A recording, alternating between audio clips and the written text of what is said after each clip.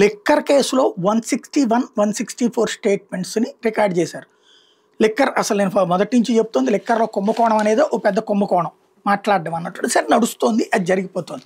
అందులో ఇప్పటికీ చెవిరెడ్డి, కేసిరెడ్డి ఇలాంటి వాళ్ళందరూ జైల్లో ఉన్నారు. దానికి కారణం ఏంటంటే అంతకుముందు కొంతమంది ఇచ్చిన వాంగ్మూలాలని చెప్పుకొచ్చారు.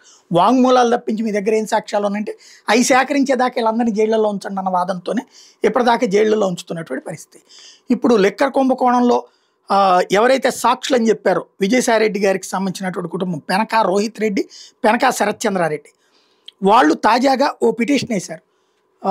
మేము వాంగ్మూలాలు ఇచ్చారని చెప్పేసి వేసినటువంటిది మా వాంగ్మూలాలు కాదు, 161 స్టేట్మెంటు అని వేసినటువంటిది. వాస్తవంగా మా దగ్గరకు వచ్చారు విచారణకి, వచ్చినప్పుడు మేము వాస్తవాలు చెప్పాం.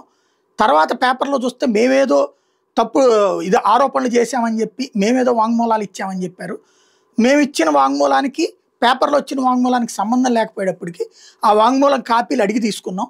అసలు మేము ఇచ్చిన వాంగ్మూలం కాదు, పక్కా తప్పు, అవన్నీ కూడా ఫేక్ది, వీళ్ళు రాసేసుకుని మేము మాట్లాడినట్టుగా మేము ఇచ్చినట్టుగా వాంగ్మూలాన్ని అందులో రిజిస్టర్ చేశారు, అది తప్పు, ఆ వాంగ్మూలాలను తీసేయండి అంటూ వాళ్ళిద్దరూ ఇప్పుడు హైకోర్టును ఆశ్రయించడంతో సంచలనం సృష్టిస్తుంది. అంటే ఎట్లాంటి తప్పుడు పనులు చేశారనడానికి సాక్ష్యం, తప్పుడు కేసులు పెడుతున్నారనడానికి.